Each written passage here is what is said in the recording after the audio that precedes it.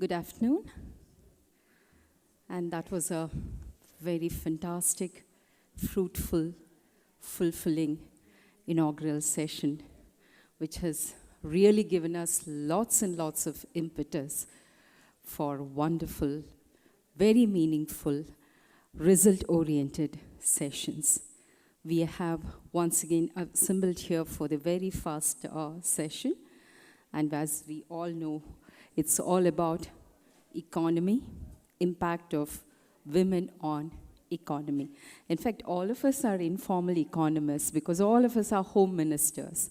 And we essentially handle the finance portfolio in each and every household. So probably in this context too, we have a very long way to go.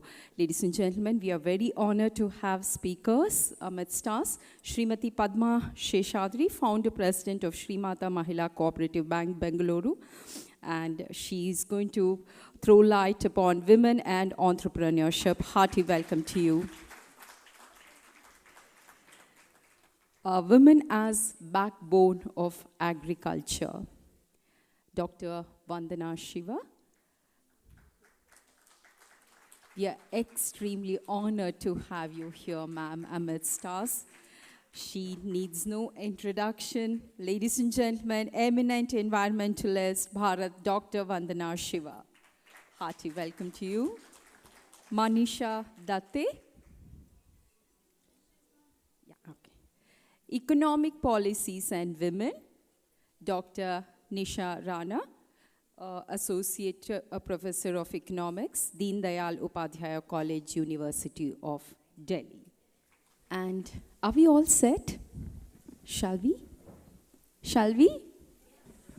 Your response can be a big round of applause, which is going to give us all the boost, and definitely for all our speakers here. Ladies and gentlemen, this perhaps is one of the right platforms to really convey our sincere thanks, especially the Karnataka team, for making it happen here. And she is the pillar strength for all of us, the entire team. A banker and the managing trustee of Hindu Women Forum, none other than Srimati B.L. Ramaratna. She has been such an inspiration and motivation, really no words to acknowledge her services. She has been the coordinator of Hindu Women Forum during World Hindu Congress 2014. She has a master's degree in economics from Bangalore University, and she's a leader with immense enthusiasm and execution capabilities, working very silently but relentlessly for women empowerment. And she has, with her entire team, she made it happen. She proved it in Bangalore World Conference. And this time we are all here together, and perhaps that's only because of her. So please put your hands together. Srimati B.L. Ramaratna, who will be in front of you now for the introductory remarks. Srimati Ramaratna. Can you see me? Or am I seen? Good afternoon. A very warm welcome to everyone gathered here on behalf of Hindu Women Forum. It's a pleasure to be present in the midst of distinguished intellectuals, distinguished women, to celebrate Stree Shakti, or the power of women. Women today constitute 50% of the total population and are playing an increasingly important role in all walks of life. In a remote village on the outskirts of Kolar district, Karnataka, there lives a brave soul by the name Kempamma. She is truly an embodiment of innumerous qualities that are present in a woman. Having been banished by her village for her intercaste marriage, she strived hard and displayed indomitable spirit in not only being self-reliant, but also established benevolence in serving the society. Despite the early loss of her husband, she strived hard to make the ends meet and to bring up her 3 children. Today, her son is a doctor serving not only his village but all the nearby villages. And the daughter, a college teacher conducting night schools and Samskara Kendra for women and children. And another daughter works as a village panchayat president, thus involving themselves in giving back to the society. And her answer to this is, this society is mine and I have to work for this.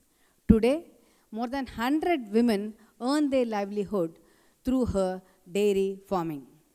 Despite of the attempt by the Christians to convert her as a Christian during at the time of her distress, she restrained it, and till now nobody dare enter that village and the nearby villages just for the sake of conversion.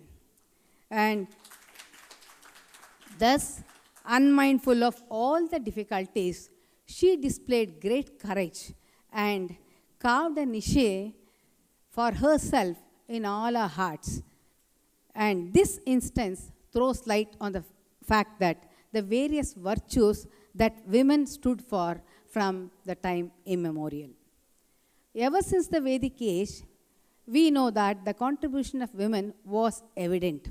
There were rishikas, devotees, warriors, revolutionaries, freedom fighters, scientists, and so on. It goes on. At present, women's contribution to the entire mankind is to a greater extent it is present. But then, many a time, it is being unnoticed or unidentified. Hence, it is essential to create a platform to introduce, identify, address, and solve larger issues. And thus emerged Hindu Women Forum under the guidance of Pujya Swami Vijnanandaji, about whom we should be definitely grateful and thankful, and whose brainchild is World Hindu Congress, for which the inauguration session took place in the morning. The objective of the forum is to widen the role of women and to create women a place wherein she can recognize and identify herself, and to find and figure out solutions with tangible solutions with Hindu feminine sensitivity. The forum strives to provide a platform to showcase talent, innovation, excellence, experience, and knowledge and expertise and collaboration to achieve success. Thus, Hindu Women Forum enables women to maximize their abilities and to leave their footprints on the sands of the land. On 29th and 30th December 2012, World Hindu Women's Conference was held at Bangalore. Around 40 eminent speakers from various walks of life enlightened the august audience, who were 700 in number, all through 2 days. It was an intellectual feast and a cultural banquet. At present, Hindu Women Forum is engaged in conducting workshops, training camps, PDP programs, and several seminars and symposiums, all women-oriented programs. At present, we have all assembled here as a part of World Hindu Congress. In this, we will be having 6 sessions in all, and the first session has already begun. And today, in this session, we will be discussing about economy, impact of women on economy. And the second session would be Hindu women, law and education. And that is the end of today's program. And tomorrow, we'll start with Hindu women's participation in politics and leadership, during which Srimati Smriti Irani and Srimati Nirmala Sitharaman and Kiran Bedi will also be present. And afternoon, we will be discussing about women and Hindu resurgence, important case studies. And in the evening, an eye-opening session, that is Way Forward, throwing light on what next. on this occasion, I welcome everyone to make use of this great opportunity and take part actively and contribute towards strengthening the Hindu society through Stree Shakti. Thank you so much. So ladies, namaste to all of you. Yesterday I came here to register myself and I came across women from different parts of the world and I was very pleased to see, that there's so many women from different parts. Coming to the respected Shrimati B.L. Ramaratna ji, and of course we have excellent speakers here, and in details I will introduce you once I, call them. But I'll introduce them, but as respect to my elders who have been guiding me, Asha Taiji, namaste to you. She's sitting here. My respect to her. Geeta Taiji. These are the women who have made us. These are the women who have been guiding us. Next is our ex-Pramukh Sangchalika, Pramila Taiji. Even today when she meets us with a great hug and keeps blessing us. Shanta Akaji, the Pramukh Sanchalika of RSS. And I can also see the person who has been very much involved with Upasna ji, Sunita Bhatia ji. These are the women who are trying to get us all to, and Sunita Bhatia and, these are the women who have been trying to get us all together in Delhi. Delhi is one place. I remember 25 years back when we were trying to get Rashtriya Sevika Samiti, we wouldn't get many people. But slowly with the effort of Asha Taiji and the others that have taken, they have brought us and they have been working with us.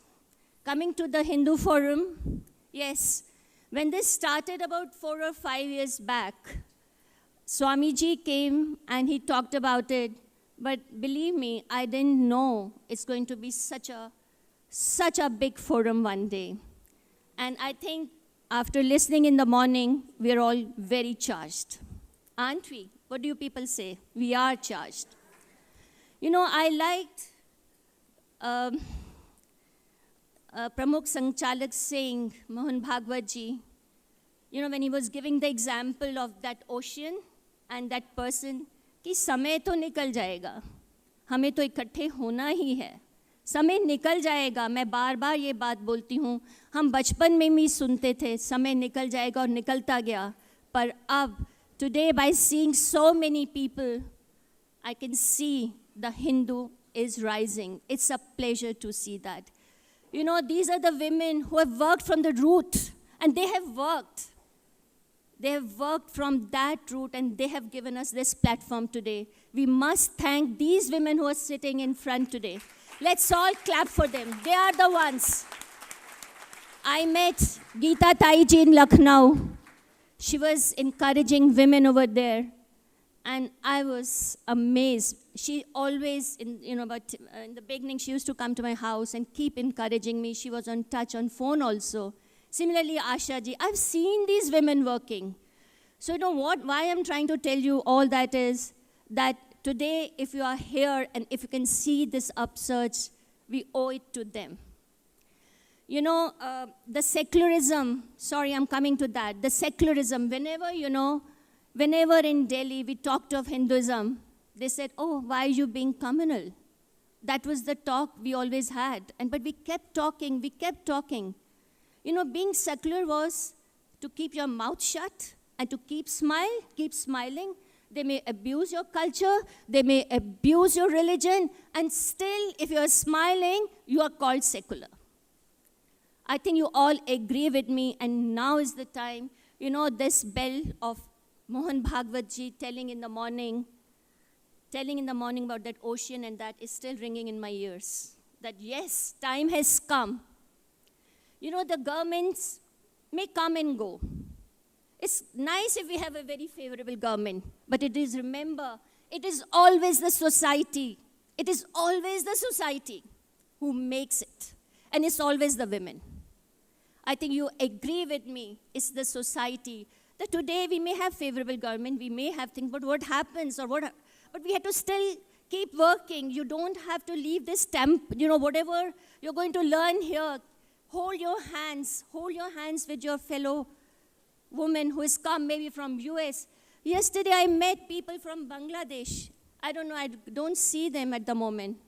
But the stories, yes. The story she was telling me, I was so touched. What all they go through and what we as Hindu women, what are we doing for them? What are we doing? We listen, we go back, and that's it. No, not now. The time has come.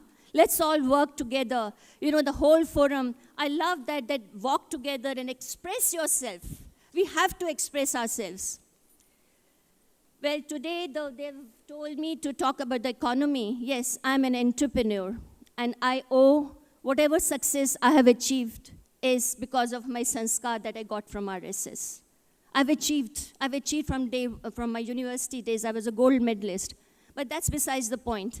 The point is that when they talk of economy, I was reading, I think Shri Ramratna ji must be more aware, but I just read through their whole thing.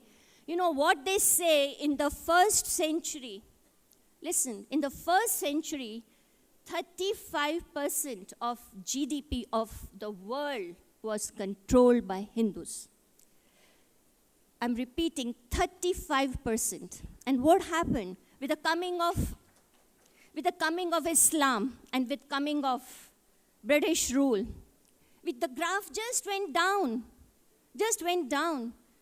And now is the time that we have to do something. We all have to step forward. I like Modi ji when he says, 125 crore. But now it's, when we talk of Hindus all over, as in the morning also they were telling, every sixth person is a Hindu. So if you people join hands and you work, join with her, join with this forum, whatever help she needs, whichever part of the world she is, we should all help her. We should just try to, when I met Swamiji just about 15 days back, and I said, Swamiji, whatever little help you want. He said, we have prepared the war rooms and we're preparing the technology. I said, whatever little we can offer, we'll do it for you so that this whole thing is a success, which I can see that. I can see so many women who are here. Why I say that the women play a very important role. I think we all know, we all have heard of this, dharmo rakshati rakshita. Means, I'll tell you in Hindi, अगर आप धर्म की रक्षा करोगे तो धर्म आपकी रक्षा करेगा. अगर हम नहीं करेंगे तो कोई नहीं करेगा. हमें करना है, वक्त आ गया है. वक्त के जिन लोगों की इतनी, I have so many of our, I know generations together. I keep telling Asha Taiji, so many people, so many generations have put in. So many generations have put in to bring into this level. Don't lose it. Just don't lose it. The platform is set for the youth. And that's where, they have to carry the legacy forward. If I can go on and on, but I think I'll put a stop because I now want to introduce. I have so much to say, so much to talk. Maybe if I get time at the end, I will. But there are speakers here who are really very, very big in their own fields. I'll switch over to them now. First is Dr. I'll read from here because, their achievements are so much that I don't want to miss on it. This is Dr. Padma Sheshadri. She is in, you want to come here? No. She is an entrepreneur, social worker, banker. She is the president of Shri Mata Mahila Sehkari Bank, Niyamata, and past president of Association of Women Entrepreneurs of Karnataka. She's the first woman member of Karnataka Pradesh Hotel and Restaurant Association. She has participated in numerous conferences at local, national, and international level. She received ACFund reward consisting of $1 lakh received on behalf of Awake for promotion of entrepreneurship among rural women for self-reliance. And when I met her on the stage, she said she started the first NGO in Southeast Asia. Am I right? First, okay. She will tell in details about herself. Yes. At the outset, I would like to congratulate this Hindu Women's Conference and also the Hindu Congress which we had in the morning.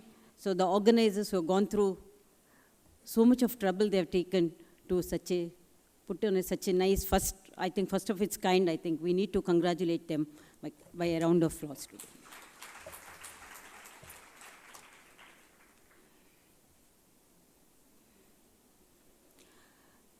Entrepreneurship, entrepreneurs, women entrepreneurs.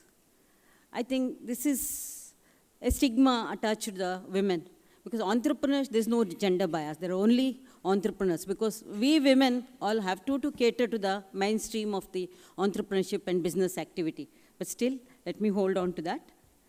Entrepreneurship has been a key driver of equitable economic growth and has a lot of potential in generating both employment as well as wealth. Developing culture of entrepreneurship, thinking with a common communication which we have, work hard, focus, then I think we'll be able to nurture and bring more women entrepreneurs into the main society.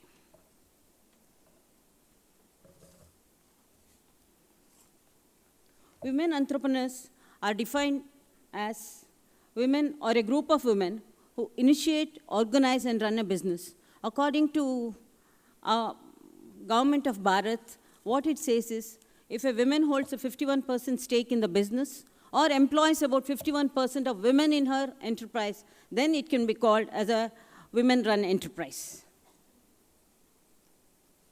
This is the status. You will see globally, where does Asia stand and where do we stand?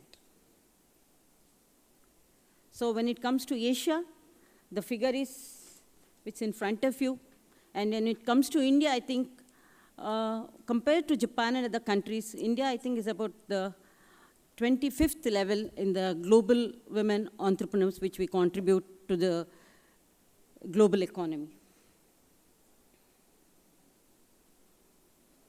Why then there are no women entrepreneurs? What is the reason?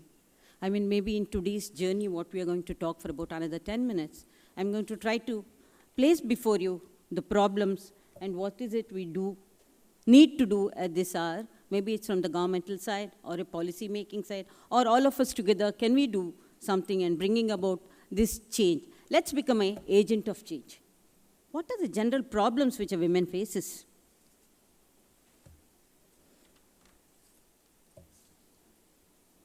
The first biggest problem which she faces, the motivation. I feel the motivation should be a self-motivation today. I think maybe attending this kind of seminars, conferences, and in the morning, I think today we are all charged with motivation after hearing the speakers in the morning session.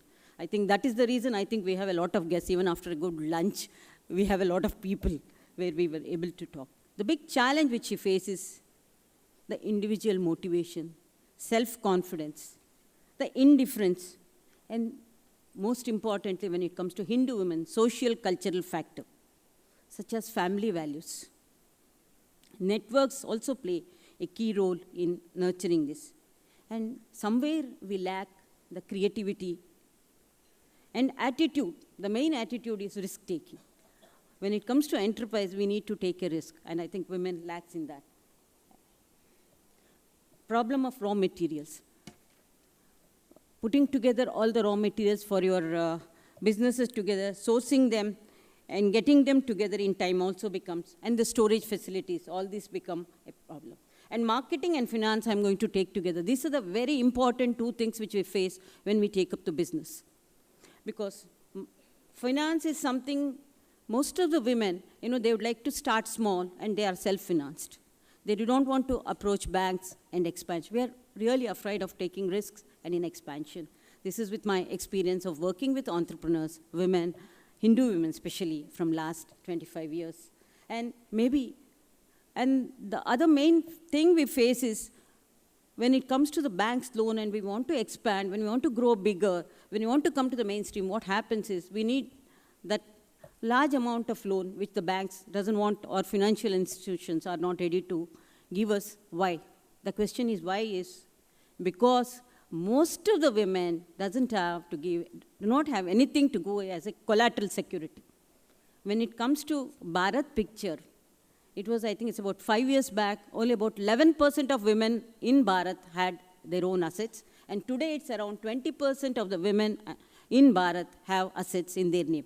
So when it comes to then what happens to the other remaining percent, where do they get the collateral security to the bank? So this becomes one of the important factors for her to do the business. And the marketing, where do you make the marketing to feel the pulse of the market? To map the market mapping becomes very difficult for her to start. So what happens is she'll just like to do the business within her own area, and so the expansion when it comes, they're afraid. One more thing we face with the other important thing is infrastructural problems.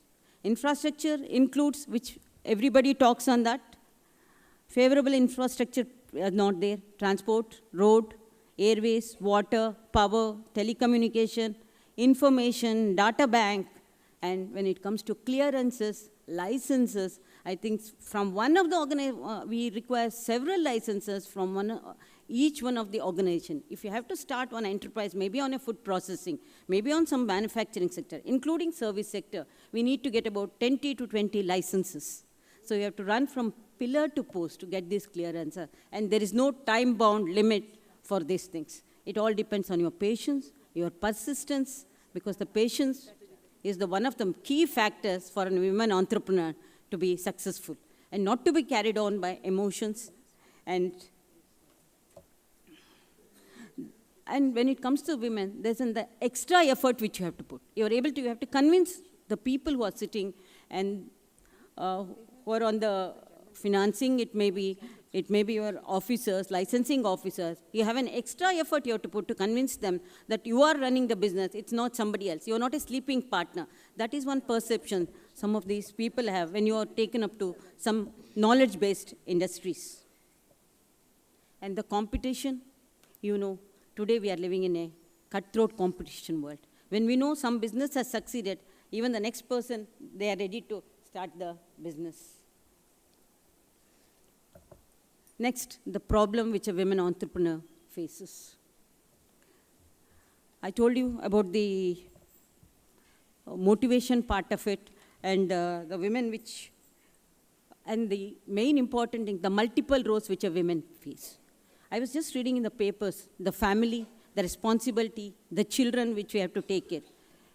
In some of the countries, like in Spain, there are facilities where women can leave her children there, and when the children become sick, extra care is taken for the children. But we do not have that. When we have our own industries where we go, and also the industrial estates, which are quite far off from our places, we don't have even a crush to keep the children. And the business is like on the duty 24/7 job. It's like any other profession. If you have to be successful in the business, you have to run it like a professional business. And the multi-roles which she faces, family maker, she's a wife, she's a daughter, and she's a business person. So I think what we need is we have to, qualitatively, you have to manage all these things put together. And lack of information, lack of data, and low risk taking. And the biggest problem which a woman faces is the lack of education, the capacity building, entrepreneurship development training, and skill training, which are the things. We have outdated this occasional education training institute, which are outdated, outmodeled, and it is a policy orphan organization because it's under numerous ministries. So it's not able to get updated. So people who go for that, women, especially women who have to get the skill training, it becomes very difficult to get. And there are some other organizations, like how many of us can afford to go to IIMs and to get the information? It's only now it's become a fashion with some of the IIMs. They are running a program during the holidays time, between April and June, a program for women entrepreneurs. And this is also caters to about minimum of 35 to 40 women, first come, first serve basis. How many of us can get into this kind of things? And especially 70% of our women in rural areas, what happens to them? So you need to run in the local languages and give all the data, information, everything at one stage and motivate her and give her the all opportunity, and one-stop shop is needed where she can get all the facilities. So I think a lot of innovations, a lot of creative work has to be done. And how do we make this? Hope there may be some policy makers over here also. Some also recommendations can be carried on, which we have been talking for years. I can see Sushilama over there smiling also, which we have been talking in many platforms. Easy access to finance. On 19th, it was to be a Women Entrepreneurs Day. We just celebrated in Karnataka before coming over here. And new policy on Karnataka industrial policy was laid down. And some reservations for women entrepreneurs was also done. They've earmarked about 250 acres of land in two places in Karnataka. One is in Harohalli near Bangalore, and Dharwad and Hubli exclusive for women entrepreneurs. This is quite a remarkable progress when it comes to policy makers, I thought. And 5% of reservation in all the industrial states for the women. So this is the new thing which has happened. I think it has to happen all over other states also, which they have to. And easy access to finance becomes very important. I think RBI needs to take some measures on this respect so that where women can easy access to make finances. And infrastructure facilities, training facilities, common facilities, and incubation center. To tell you the truth, there are about 1,400 incubators in US, 900 incubators in Korea. When it comes to Bharat, we have hardly 160 incubators in Bharat. And especially when it comes to food processing incubators, this was the information from CFTRI which I got. They have given the knowledge and they've shared their resources with about 140 food processing incubators within Bharat. And out of them, just 4 of the incubators are doing very well. What has happened to rest of it? It's not even 1% success. This is all because, it's not because the facility is not there. There is a common facility center, there are facilities are there, there are women ready to use, there has been a skill training given to them, but it comes to the infrastructure facilities. To tell you the truth, I would like to share our own things. We have started a food processing incubator in one of the backward districts of Karnataka, that is at Bijapur. And we have an MOU with Karnataka Mahila University in Bijapur. In spite of being in their own campus, we have not got power connection till now. It's about 3.5 years old. How do our women go there? And transportation, it's about 10 kilometers away from the city. It is the complex. Where do they travel? We don't have local shuttle work where the women can go. And how do she bring in the marketing, the facilities? Where will she carry raw materials? Where will she bring in the finished product?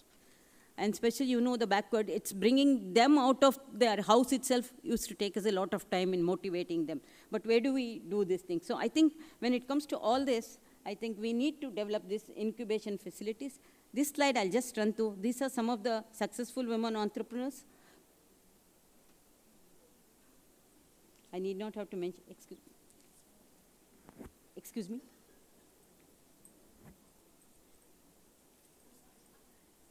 Not moving. Something's wrong. Yeah.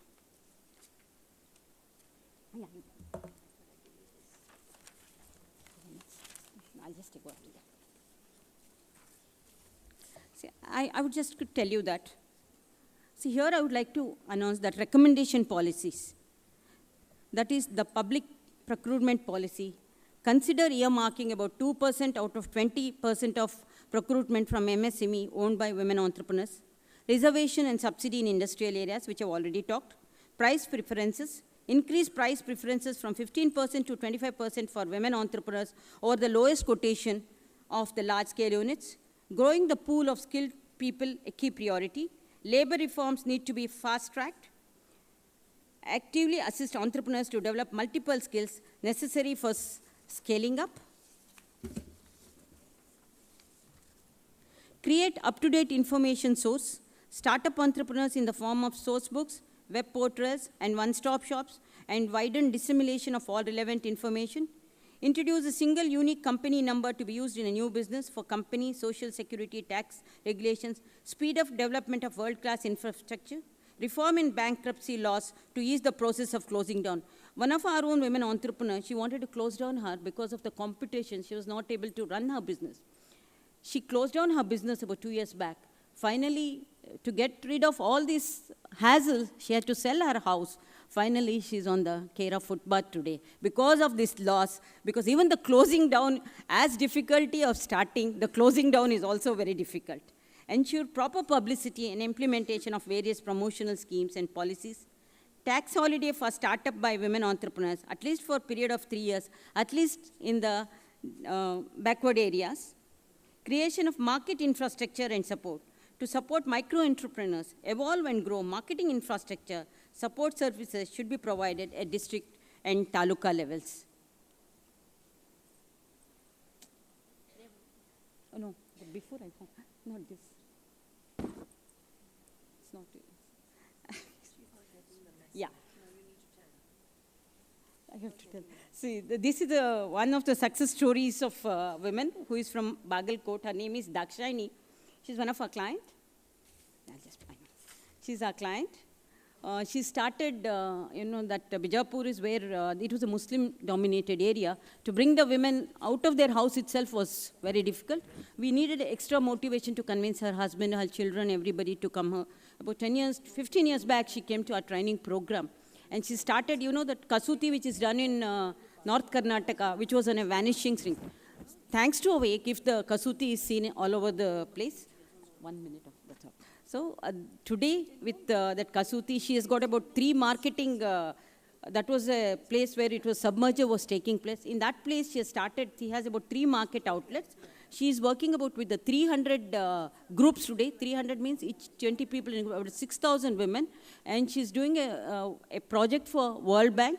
And she has given an employment about for 1,000 people. And she has become a star of that side of the Dakshina Karnataka. So if the women minds, I think she can really achieve a lot.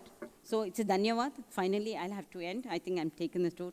My story as an Hindu entrepreneur has been exciting and fulfilling thus far. I am driven by an urge to empower people. My deep sense of purpose, persistence, and edge of backing the right opportunity have worked my advantage. I have an inherent sense of values and beliefs that humanity, integrity, and being true to oneself.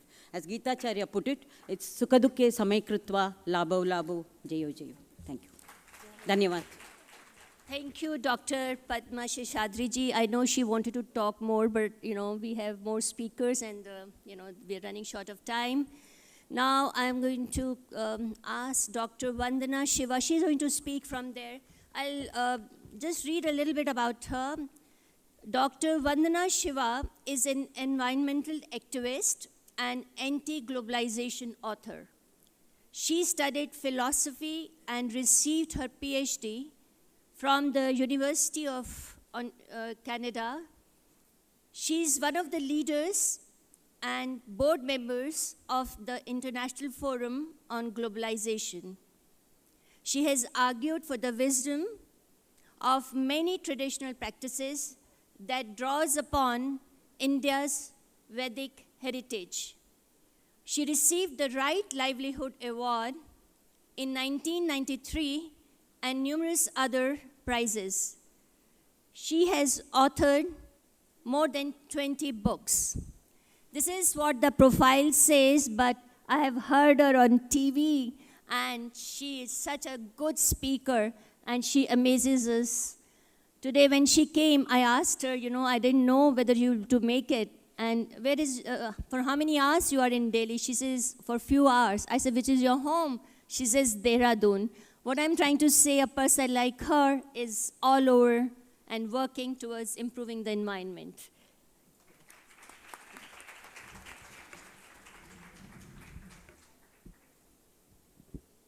Thank you very much, Lalita.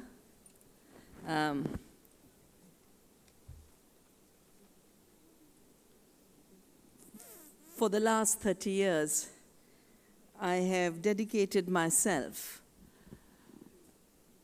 to creating a resurgence in Indian farming because of 3 episodes of 30 years ago. The disaster of Bhopal, whose anniversary is coming around the corner, where we lost 2,000 people in a night and nearly 30,000 since then, and still there is no justice. The Bhopal victims were here at Jantar Mantar. Because the numbers are too low, the compensation is too low, $100 per person. People who've lost their eyes, lost their lungs, can't breathe, and the children are being born crippled. And that same year, we had the rise of violence in Punjab. I was working for the United Nations University at that time, and I said, I want to study this because a peace prize was given for what is called the Green Revolution. And there isn't peace in Punjab, so what went wrong? And I did a very thorough research and did a book called The Violence of the Green Revolution, and decided then that I would commit myself to ahimsak kheti, non-violent farming. Now, where do you turn to non-violent farming? You can't turn to the people who brought us violent farming. The violence in farming came from the wars because all the pesticides, fertilizers were actually made for war. Fertilizer factories used to make explosives. Pesticides used to be used in concentration camps, nerve gases, they used to be used to kill the people in concentration.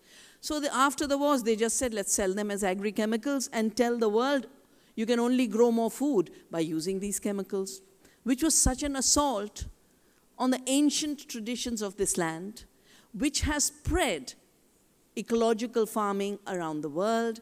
The British sent in 1905 their imperial botanist, there was no discipline of agriculture then, they called him the imperial botanist, to improve Indian agriculture.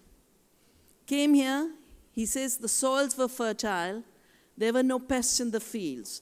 I decided to turn the pest and the peasant into my teacher on how to do good farming. He then wrote a book called The Agricultural Testament. He's the one who was sent to start the Pusa Institute, which then became the IARI, and was originally in Pusa in Bihar, but then shifted after the earthquake to Delhi. He then moved to Indore and developed composting, and it's called the Indore process. In fact, next year is going to be the year of soil, according to the United Nations, and I think we should celebrate the gift of India to the world on how to take care of the soil as our mother. Beginning with the Prithvi Sutra of Atharva Veda. But it's also India that has given to the world respect for food. I'll just read out for you. Years ago, I did a lecture for Prince Charles's society. I called it Annadan. And Taittiriya Upanishad says, from food, every creature is produced. Whatever dwells on the earth comes from food. The giver of food is life and everything else. Therefore, one who desires well-being in the world and beyond should specially endeavor to give food. Now, who gives food? Women. I did a United Nations study on the role of women in agriculture and found that most farmers of this country are women, 60%. But then you take the processing, you take the cooking. I would imagine about 90% of the food is provided by women. But that is under severe threat. It's under severe threat both because of the chemical farming that had already destroyed Punjab, which is why there was the rebellion and the bloodshed, but also because after globalization, there has been an attempt to take over our seeds, our knowledge, our biodiversity, our food, for profits of literally 5 companies that brought the chemicals, who now want to own the seed, and 5 companies that do the trade in agriculture. They wrote the World Trade Organization treaties. Monsanto wrote the Intellectual Property Rights Agreement, Clause 27.3b of WTO, claiming ownership of life as invention of life. You only get a patent on an invention. That's the day I decided I would start saving seeds. 1987 onwards, when I heard this first, I said, I'm going to save seeds because I deeply believe in the philosophy of Vasudhaiva Kutumbakam, that life forms are our family. They are not our inventions. They are not our property. And this perversion that is being introduced through a handful of companies writing the global laws, we must stop it with all the force of our civilization. This has become very important now. Some of you will still be here tomorrow. When Nirmala Sitharaman comes, please tell her, the US is putting pressure on us to change our intellectual property laws. I have worked all of the years after WTO to make sure our laws defended two things: the ethical fabric of Vasudhaiva Kutumbakam and the rights of the farmers to have their own seed. If seed is declared as a property of Monsanto, two things happened. First, the violation of our civilizational ethic of Vasudhaiva Kutumbakam, and second, the violation of the rights of our farmers. Why are farmers in Vidarbha committing suicide? Why are farmers in Andhra and Karnataka committing suicide? Why are farmers in Punjab committing suicide? 291,000 suicides according to the National Crime Bureau. Most of them are in the cotton belt. 95% of the cotton of India, the seed, which came from India. We got our freedom through cotton, through the charkha. Today, cotton has become the means of slavery. 95% of the cotton seed is owned and controlled by one company, Monsanto. The price of seed used to be either zero if it was your own seed, or if it was bought 5 rupees, 9 rupees a kilo. Monsanto took up the prices to 3,600 rupees a kilo. Now they're making farmers use twice the amount of seed, so they sell even more.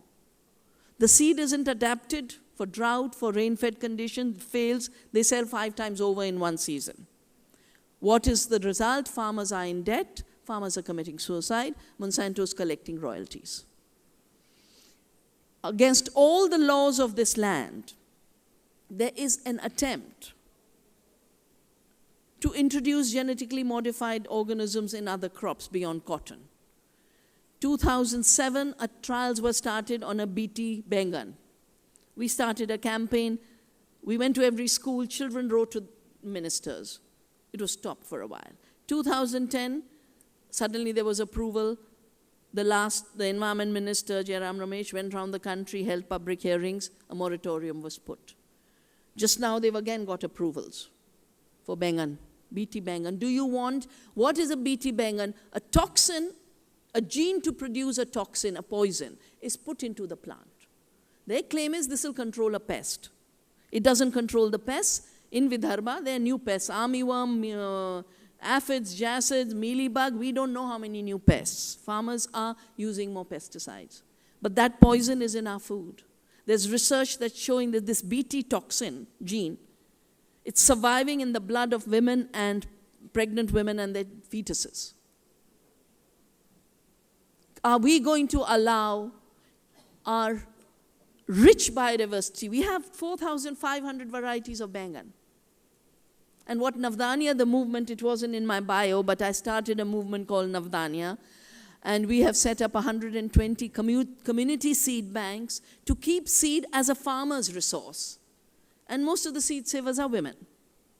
Seed is in farmers' hand, they don't have to spend money, they don't go into debt, they don't commit suicide. Now, in our patent law, we have 2 laws which defend somewhat this right.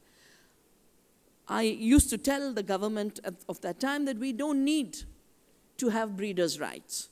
Eventually, Plant Variety Act was drafted. I was put on the committee to draft it, and I put in farmers' rights. I said, farmers have evolved our seed. Our grandmothers evolved the seed. The older ladies used to go to the field to see which jwari, which bajra, which makki, which gehu, which dhan should be selected for next year's crop. Some of you are from Karnataka.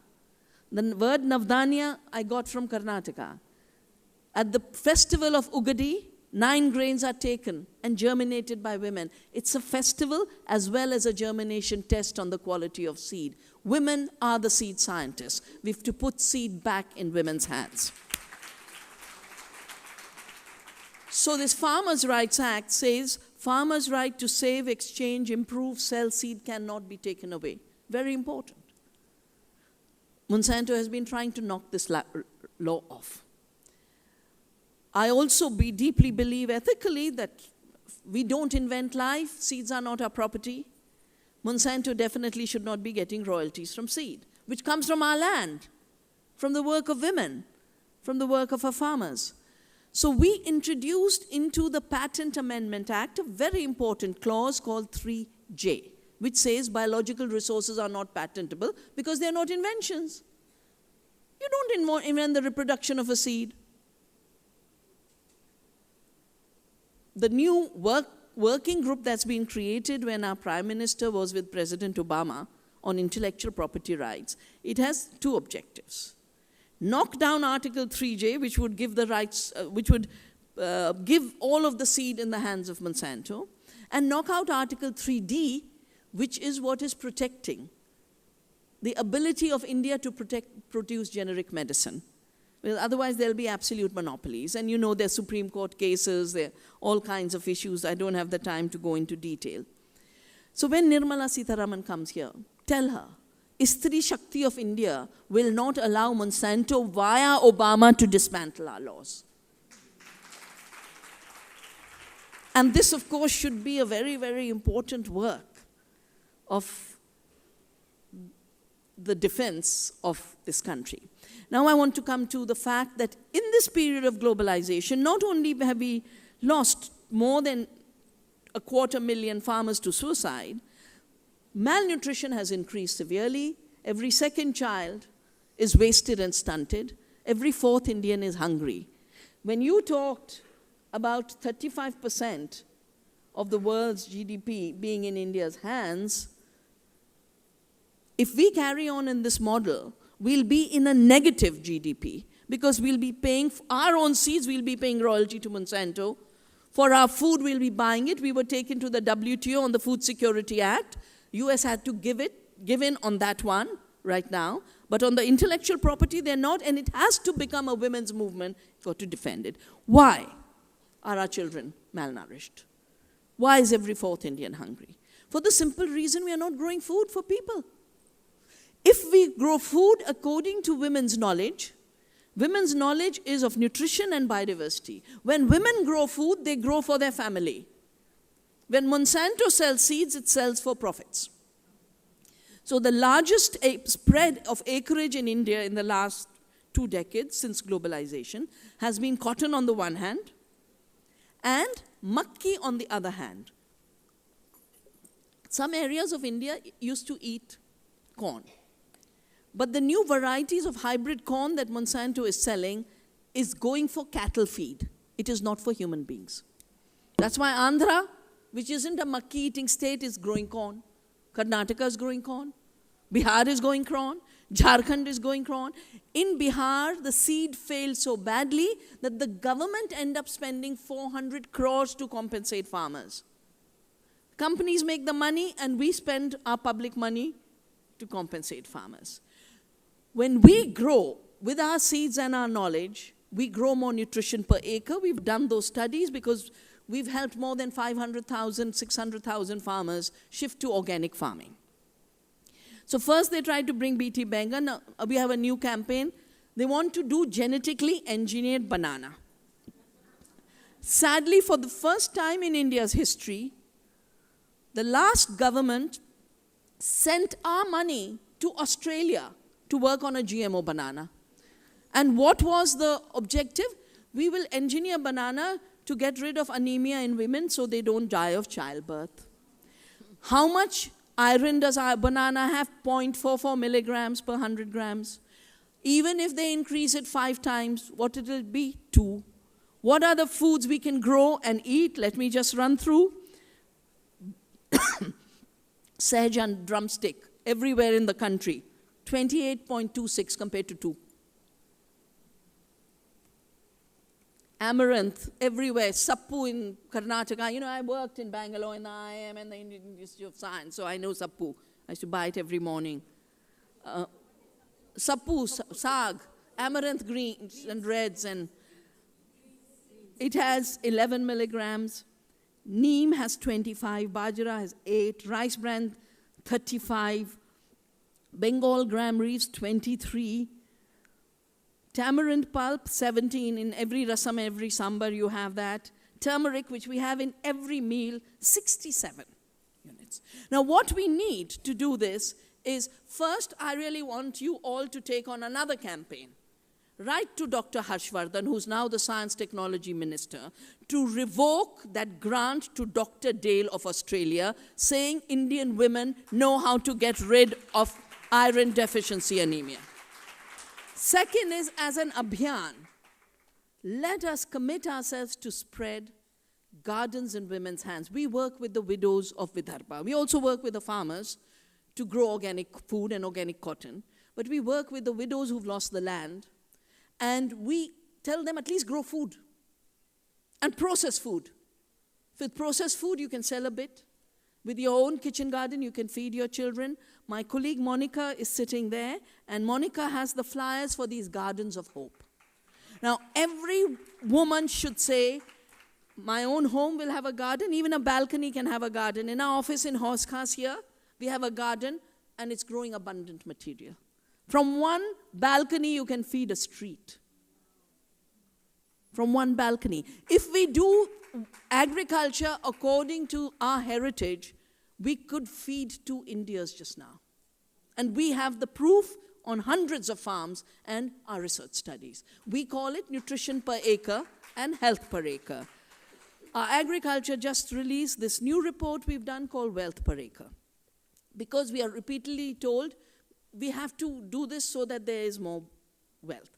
But the wealth that accumulates in St. Louis in Missouri is not wealth for India. It's poverty for India. If every woman is losing nutrition and getting anemia, her child is malnourished, her husband is in debt for the seed, where is the wealth? We've done a calculation that because of the model of farming based on chemicals and the control of these corporations, we are spending externalities on environmental damage and subsidies. The externalities are $1.2 trillion annually. That's the damage as a country we are facing. And we haven't counted the cancers, the allergies, the diabetes, and all of the other diseases that come with a bad food system. But we've also calculated what are the farmers who are using their own seeds and doing organic farming and having fair trade, because we also have organic outlets in Dilli Haat and in Horsecars.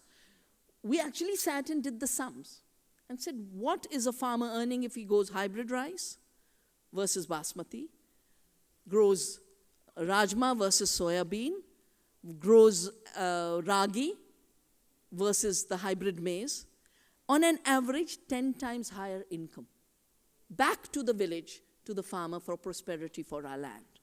10 times higher. So we can have a doubling of nutrition production and a 10-fold increase in rural incomes if we work according to the knowledge that our grandmothers gave us, and not according to the dispossession that is being imposed on us by, in my view, the most corrupt corporations that the world has known, who are now fighting cases because I help people around the world, I help government around. You know now what they're saying? If people have a right to food, or if people know what's on the label, in a labeling thing that this is made of GMO, then corporations are saying we are persons, they are legal entities. Legal entities don't have personhood. They have a legal existence. They're saying, we are persons, and in America they've changed the laws to recognize this. And when you protect yourself as a citizen, then you're taking away our free speech. They're calling profits their free speech. Now, if their free speech means farmers must die, our children must starve, the country must be enslaved, I think we have to tell them that's not your free speech. Corporations are accountable to society. Societies cannot be exterminated for corporate profit.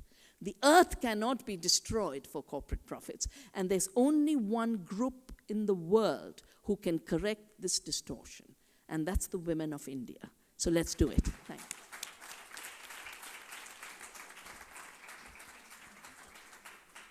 Thank you, Dr. Vandana. I think that was very eye-opener for all of us, and I'm sure so many of us want to ask her questions, because when we read about, the product that we get at home and on TV, we get very scared, and maybe she can answer all those questions. But I think I'll give her a chance once we are over with the third speaker. And I could also see one thing which was very, I could see she could very well connect with the people from Bangalore and also from Punjab, and because I think she was talking our language, and the nutrition part and the women part, and that's very encouraging. And somewhere we should make sure that she is able to talk to Sita Raman and tell all that, she has in her mind, we would like to do it. All women have been connected, all over the world have been. You know what, I want to give her the chance for all of you to ask her questions once we're over with Dr. Nisha Rana, because we're dying to ask her, right? Okay, now I'll introduce you to Dr. Nisha Rana.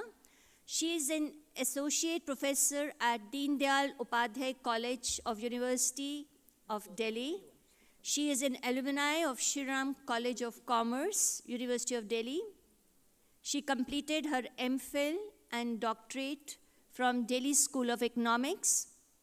She has nearly 20 years of experience in academics and has conducted a number of training workshops, seminars, and conferences in the field of management and women empowerment.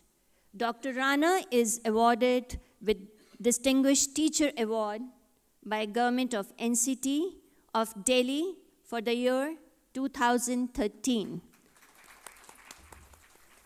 Thank you, Lalita ji. Namaskar.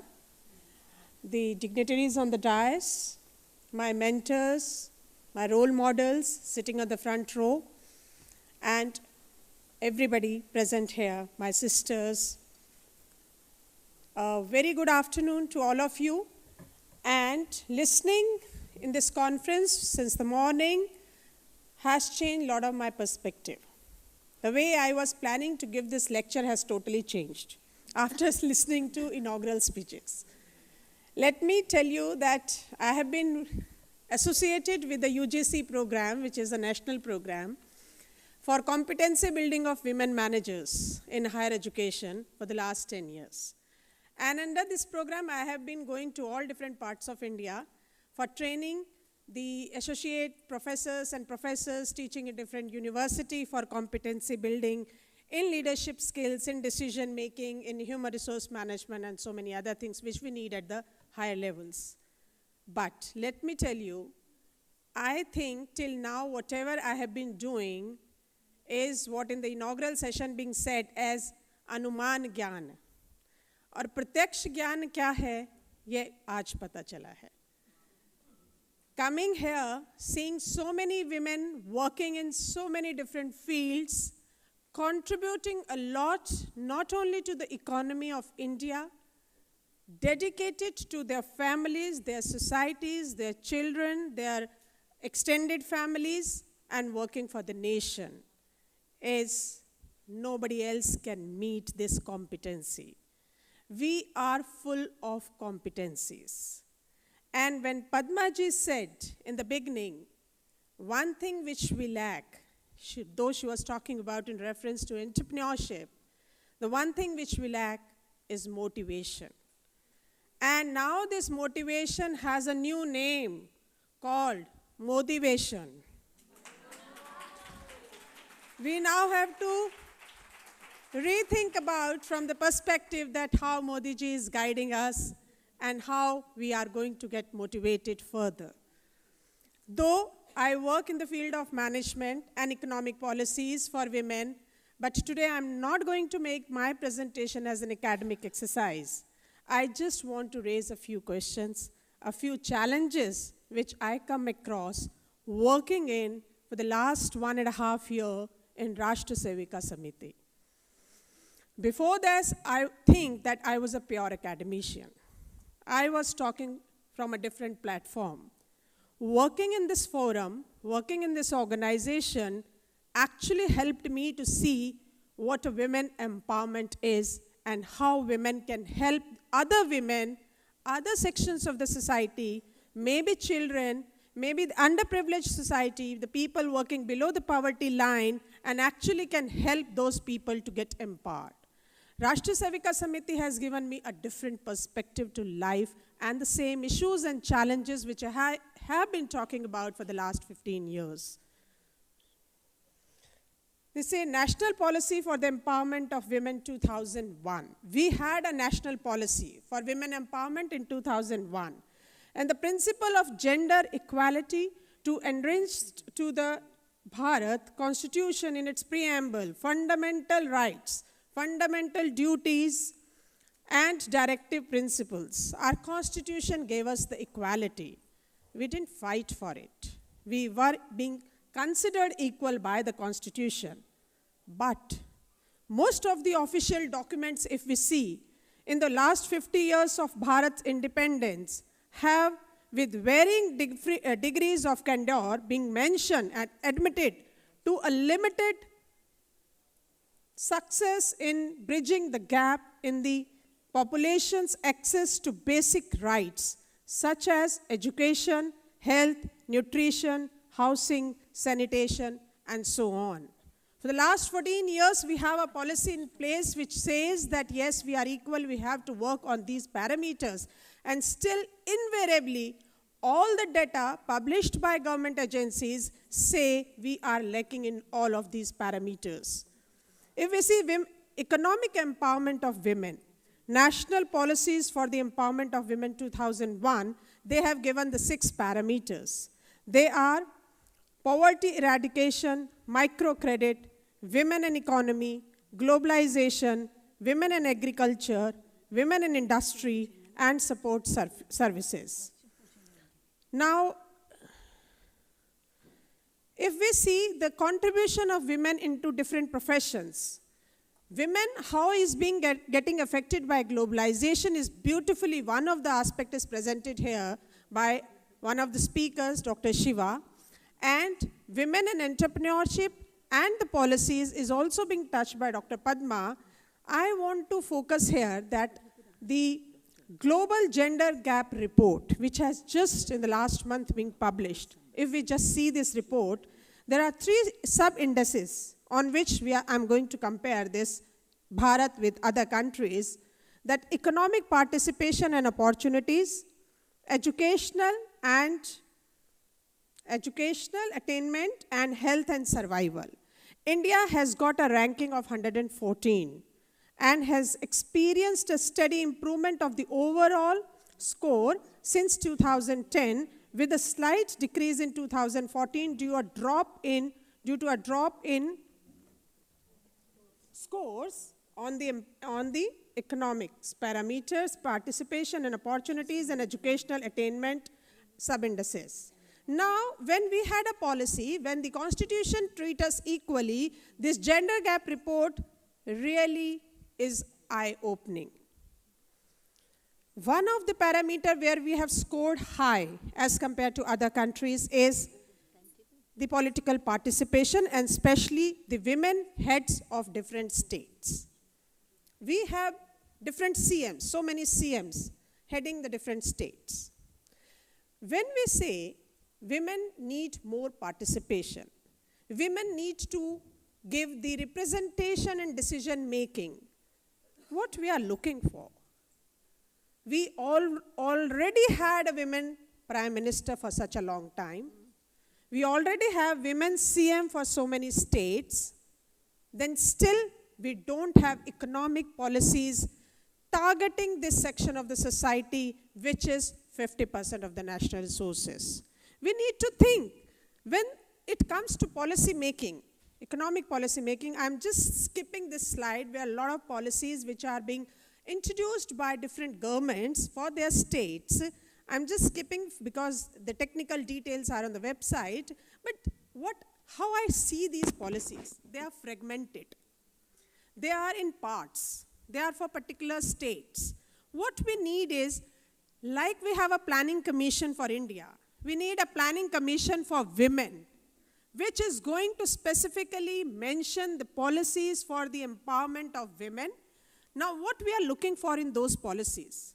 One example is that the loans, maybe the seed capital for entrepreneurship, or maybe for if already you are doing something, you want a loan. The interest rate in comparison to the normal interest rates, the income tax slabs. Now let me share a very recent example with you. When this session was introduced, Master of the House said that we are all economists sitting here. We are managing our house, we are managing our economic policy of our houses. Let me share an example that for the last 2 years, the government is asking all those working women sitting here, now we are supposed to fill up a property detail performer in our offices. For the last 2 years, we have to do this. And first time when this performer came, we were supposed to fill up the property which is in our name and the details about that property and the earning from those properties. You see, the professors, so many professors working in Delhi University, when they are supposed to fill that performer, they don't know how to fill it because either, firstly, they don't know how many properties are being bought by their husbands in their names. And secondly, if they know, yes, my husband bought a shop in my name 5 years back. So the second question was, how much is the earning from that? She doesn't know. She doesn't even know that to what use that land is being put into, whether it was given on a rent, or whether it's my office, whether it's my godown, and if there is an earning, how much that earning is, completely blank. But when the second year came, because then they are going to their husbands and asking about it, at least they are more aware in filling up. The third year, maybe they would be asking a share in that, so that at least they know that my name is there. I have all the rights to understand and know that how much is the money you are earning on that. The changes happen, but very slowly. You see, another example. Once I went to the railway station, this railway booking counter, and we all know that women have a separate line there, queue there to get your tickets booked. There was, and most of the time, a very common scene is that men are coming with their wives just to have a shortcut for that ticket booking. And they'll ask those simple ladies to stand in the queue and get the tickets booked. They have a filled up performer in their hand and they go and they pay and then they buy the ticket. And there was a lady, I was standing just behind her. This lady was asking for a ticket and that particular date and that combination was not available. And that man sitting in the window said that the tickets are available for the next day. Should I do it? She looked here and there. Where is the husband gone? She couldn't find the husband. Must be has gone outside. And then she said, okay, do it. Then that ticket was done. After 5 minutes, she was standing there. The husband came and asked, what the hell you have done? You didn't ask me. How can you get the tickets booked for the next day without asking me? And she said, okay, then it means that you have asked me to accompany you just to get that process shortened. I don't have a right even to decide that, yes, if the tickets are not available for that date, we can't go next day. So when we are homemakers, when we are economists, when we possess property, actually where do we stand? We need to understand. We need to see. And yes, the opportunities, the unequal opportunities. I have added this slide a day back. Reading this case, a case study of equal opportunities. We are looking for an equal playing field. धरातल तो equal दीजिए. फिर competencies तो हैं. थोड़ा सा इंतजार कीजिए. धरातल equal कैसे होगा? ये केस है चारू खुराना का. अभी last week इसका सुप्रीम कोर्ट का जजमेंट आया. Charu Khurana is a makeup artist trained from different international institutes. From London, she has got her degrees. And when she came to Bollywood to enter into that industry for doing the makeup for the people, she came to know that women is not allowed in this industry as a makeup artist. They can only do hairstyling. Makeup is not allowed. She fought her case there, going to different commissions and everywhere, asking the directors and producers, everybody to help her, and finally she couldn't do anything. and she thought of registering a case against the association, the union. It's a makeup artist, the Bombay Union, and last week the judgment has came and the Supreme Court has specifically mentioned that not allowing the woman in this industry as a makeup artist is not possible, is impermissible. And the lawyer who has fought this case is again a Rashtra Sevika Samiti member, Jyotika Kalra. And she has not charged a single rupee from Charu Khurana for fighting this case. You see, this is just an example. This union has a very clearly laid down policies where you are not allowed to enter in this industry. We are not even bothered for that. What about those unsung, unwritten policies where there is no written rule, but still the women are not allowed on those forums? We are more bothered for that. How to fight a case against that? And that's a social reform which we are looking for, which definitely will take decades, already has taken century, and let's hope that when this will happen. Now, this is the position of Bharat in terms of ILO reports. I'm still skipping this. Women entrepreneurship, the wheel, the mechanism for an economic growth has already been touched by Padmaji. I'm skipping this slide. Then, why World Bank 2010 have argued that a country can sustain its long-term economic growth and prosperity, improve governance, and increase living standards by employing more women and narrowing the employment gap between men and women. This is not just a Bharat's phenomena. It's an international phenomena, and the participation of women as the workforce, we have seen that there is no field where women is not working, has increased everywhere. But still, the presence of a critical mass of women in the decision-making process is vastly inadequate all over the world. Now, what decision-making we are talking about? Do we need more CMs? Do we need more PMs, women PMs? We had enough. What we are looking for? We are looking for a sensitive woman heading a state or heading a country. What do you mean by sensitive? Who can look at the other women as a community, as a sisterhood concept, and can work with them, can work for them, and can lay down certain policies which are directly going to have an impact on women. Now the 4 C's, I conclude this as the 4 C's. What do we are looking for? We are looking for a consciousness in a women, consciousness about gender disparity. Yes, the discrimination is there. What kind of, at what level, we need to understand. The concern for correcting the situation, commitment to initiate the action, and finally the competence to implement the required changes. We have to get trained. We have to have training, competencies, skills, which Padmaji also talked about, through different programs. And as a woman, I am not interested in growing myself. As a woman, I am not interested in what I am able to achieve individually. How and what I am able to do for other women, for other sisters should be the criteria in our mind while deciding the policy. And we would appreciate that SEBI has introduced one of the very positive change, that on the board of directors there has to be one woman sitting on the board of directors if the company is listed in stock exchange. It's a very positive change. Similarly, we are looking for the changes in other areas. This last slide, the matrix. This matrix, I have given 2 parameters, the degree of decision making and the concern for women. Now, these 4 quadrants in the matrix are giving different 4 situations. The first type, 1 quadrant says that the women have not been able to perform any decision-making role and is not concerned for other women. The second matrix, that women who have been able to perform certain roles as far as decision-making is concerned, but they are male-identified. It's as good as a male is heading a state or an organization, that women start acting as a male. Third is that when the women is concerned for issues but not able to take up any decision-making role.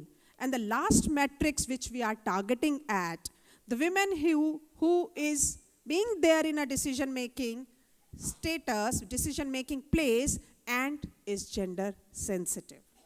Now, where do we stand in terms of, if we introspect and see myself as a woman, as a part of this constituency, and as a decision maker, where do I stand in this matrix? This is for all of us to introspect, and then finally heading towards the last matrix. Dhanyavad. Thank you so much. Thank you, Dr. Nisha Rana. I think that point of, her telling us that, of course, there are CMs and there are women prime ministers, that they have to become more sensitive to our issues. And I think we all have to agree with that. And her telling about the policies and all has been very encouraging. Now I'll open the house to questions. And sorry, did you say something? No, that's what we wanted. Yeah.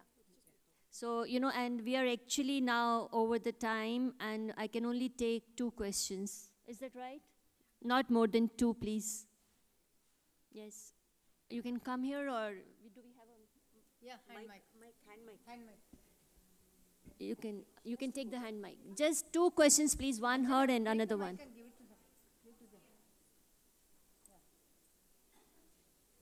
Working? No.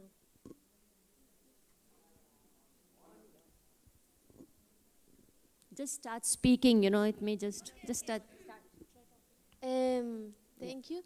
I want to make a question for Dr. Vandana Shiva. Actually, are 2 things. I want. Can you introduce yourself, please? Yes, we are part of World Conscious Pact. It's an organization who works for the ancient wisdom for rescue the Mother Earth and her rights. I didn't speak very well English, sorry. That's okay. Okay. And in South America, we are working with women. And actually, for us, it's Why are very... you asking this question, please? For Dr. Nisha. Vandana Shiva. Vandana, okay. Dr. So, Vandana. It's very important for us, the work with women, because we know they have a relation with Mother Earth. I read one book of you, and you say that what happened with Mother Earth is happened with the woman. Yeah? And I want to know if you can explain for us why it's so important the rescue the Mother Earth, and at the same time rescue the woman. What is the relationship between woman and Mother Earth? And a little thing more is, sorry, if you can give a message for the women are working in South America for rescue the rights of Mother Earth. Thank you. Yeah. So, I started my ecological activism 40 years ago with the Chipko women. It's the women of the Himalaya from my area that started the environmental movement in this country. And it was so clear that whatever harm was done to the forest and Mother Earth translated into harm for the women, because as the forest disappeared, they walk longer distances. As the forest disappeared, the water disappeared. They had to spend 10 hours a day sometimes to collect water, as well as the fact that they had to work harder to get fodder and fuel and everything else. In my 40 years, I have assessed that every environmental movement of this country begins when women have to walk 10 miles for water. That was the case with Plachimada, when women shut down the Coca-Cola plant in Kerala. It was the case in the coastal areas with shrimp farming. It was the case with Chipko. But on the other side also, there's a very important link. When I was studying the Green Revolution in Punjab, I started to see billboards on female sex, feticide selection and abortion. And then it became an epidemic. Now, if women are in the field collecting the amaranth greens or the bathwa to bring home and cook food they have a value in society. They are the backbone of society. When you introduce herbicides to kill the bathwa and the amaranth and the other greens as weeds, women's work is substituted by a chemical, but the food women provided has no substitution, and women are devalued. And as they get devalued more and more, as more work in agriculture and other livelihoods is destroyed, then instead of being seen as a productive force, women are seen as a burden. And I've seen advertisements that say, spend 5,000 now for the sex selection test, which is illegal now, because my dear sister, Dr. Meera Shiva, has fought very hard with others to stop female feticide in this country. There's a law banning it. But 5,000 now to save 5 lakh later on dowry. What kind of logic is that? I've also done a piece more recently with, Nirbhay's case and the epidemic of brutal rapes. Very brutal rapes that we've never heard of before. I was at a women's jury in Bangalore on violence against women, and the older women whose daughters had been killed in violence, they said, even our husbands dominated us, but they never dared to be physically violent against us. But today the violence is of a different kind. And I feel it's of a different kind for 2 reasons. First, the human spirit is being brutalized. And then a brutalized man is more brutal to others, particularly the women near him, because he thinks he can dominate over them. The second is that we have created a culture with globalization of everything being a commodity and a throwaway piece. We drink water, we had Ganga Ma, now we have throwaway water. Drink water, throw away. And it piles up. And a woman's body is treated in the same way. Use it and throw it away.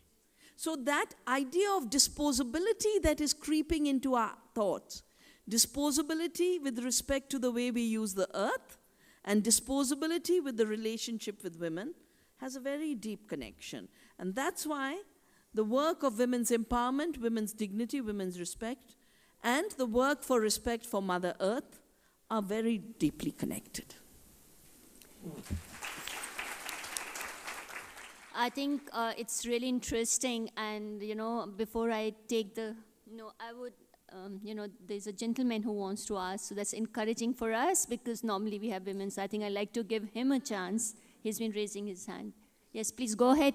First introduce yourself, please. My name is Paramadveti Swami, and my question is just in the same line of thought as Mother Earth and the women, and we are talking about Hindu resurgence in this Congress. There's Gomata. She is also one of those representatives of the female giving, protecting. So my question to Dr. Vandana Shiva is, what is your personal take on dairy consumption when we know that the cows in the industry is not protected and may end up in a slaughterhouse? Okay. I grew up with cows. My mother had her own cows. And when I gave up my work in Bangalore, she offered her cow shed. She said, don't worry. I didn't want to go running for money and things. I said, I'm giving up a job, and I don't want to be obsessed with where do I get the grant to do this work. I just want to serve nature, and I want to serve people. And she said, take the Gaushala. So I built the research foundation in my mother's Gaushala, and I think the cow spirits still guide us. Yes, it is true that industrial dairy is very violent to cows. When my mother had cows, she would first let the calf drink as much milk as the calf could drink. And we got the leftovers. So I don't have a guilt complex with respect to milk. In fact, dahi, if I had to live on one thing, I would live on dahi. Because it is tasty and delicious and wonderful. I want to show you, this was my book, Staying Alive, that I wrote after Chipko. But here are the images of the 2 worldviews of the cows. That is Gaumata with the whole cosmos in her. All the divinities and gods are in her. And this is the cow of industrial dairy. Just dollar notes and machines. The cow has become a milk-producing machine. When the cow is a milk-producing machine, that's when we have to say we won't drink that milk. And we have to liberate the cow, but make the cow, just as the earth is our mother, and she gives to us, we have to take care of her so she can continue to flourish. Similarly, the cow is our Gaumata. We have to take care of her.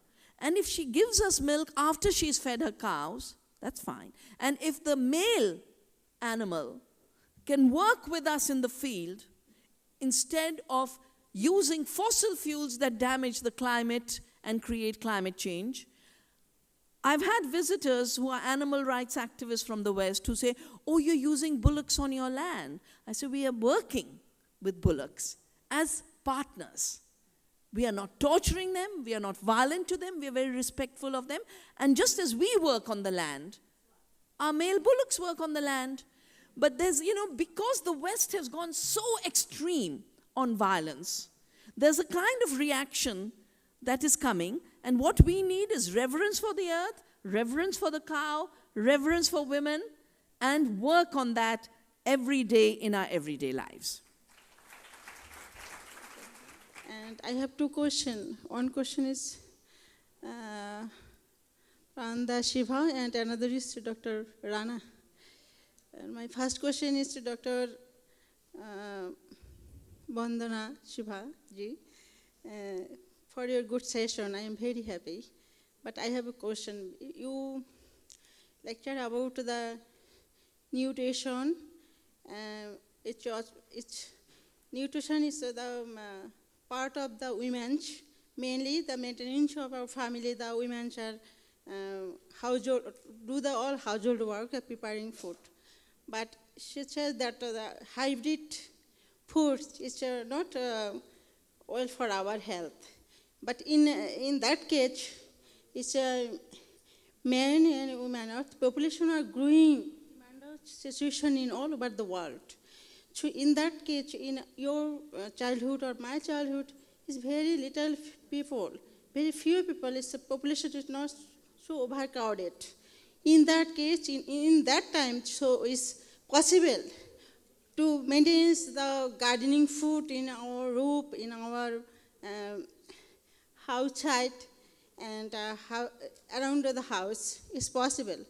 But in a age, in the opposite side of the hybrid food production, mainly the vegetables is okay, but in protein, it's egg and also the meat came from the chicken and came from the cow. How can this situation supply this type of protein food without any? I got your question. Ask her yeah, question. yeah. So We have to conclude in 5 minutes. Just ask Dr. Thank you. Rana a question. Thank you. You can understand my her question. also. Yeah. And another question for women empowering. It's very much difficulty for our developing country. In Bangladesh, a prime minister is women, but I have no any power. I am also the service soldier and the first class people in our country, but I have no any power to decision making till now. And also the same situation in our country and also the developing country. I think in our developed country also. So I have a question to you very kindly. When and how can we reach our destination? Yes. So you can discuss. Thank you. Yeah. We only have few minutes to answer because we have to conclude by 4:10, please.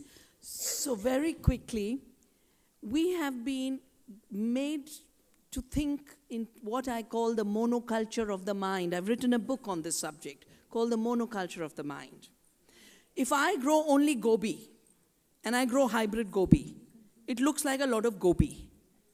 But if I grow desi gobi, and with it carrot, and with it dhania, and with it palak, and with it methi, on 1 acre I can get more nutrition.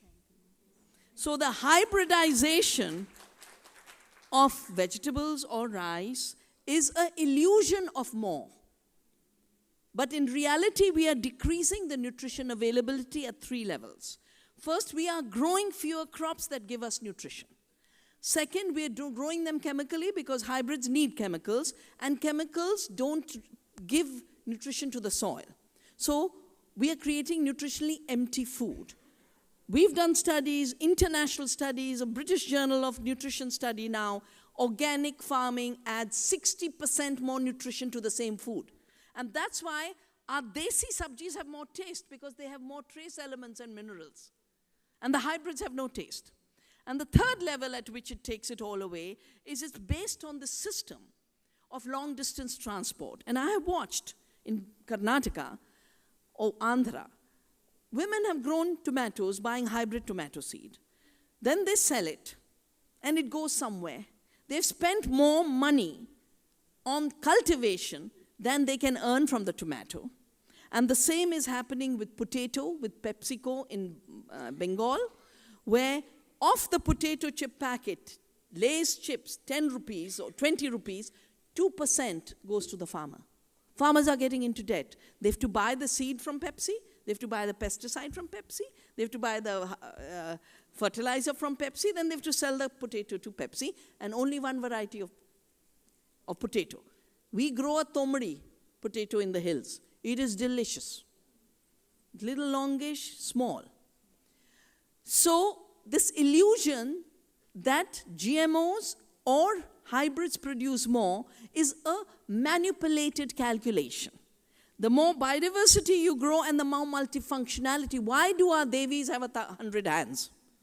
Why do our Devis always have 4 hands or 6 hands or 10 hands or 1,000 hands? To remind us we are a Bahuda Sanskriti. Bahuda means everything has many functions. So when we have cows, female cow will give us milk, and the male calf will give us energy. Both will give us cow dung, which goes down to the soil to give us fertility. When we grow sarson, we have sarson ka tel and we have sarson ka saag. In the West, everything is one-dimensional. You grow a cow, it's only for milk. She's a milk machine. Or she's a protein, you have a chicken. A chicken is either for laying eggs or for meat. If it's for laying eggs, you only have the female, because only the female will lay eggs. The day the chicks are born, they take the chick and burn at 200 degrees the beak so that they can be put in a factory and they don't harm each other, because they're put so close, otherwise with the beak they'll harm. These factory farms are torture machines. I'll give you figures for the cow. We are told our cows are low yielding and our desi cows have been destroyed. In Brazil, it's the Indian cow that is being taken and is the basis. The Ongol cattle, the Brahma cattle. In Africa too. I've seen in farm exhibitions, but that's an Indian breed. Our breeds are prospering abroad, but we are destroying them in the name of them not giving enough milk. And crossbreds are coming in. This is a published data, and it basically shows that the US cow in the dairy milk machine versus an Indian cow, the matter conversion, how much food you give and how much they give you in terms of matter, our conversion rate and efficiency is 29%, and in the case of US, it's 9%.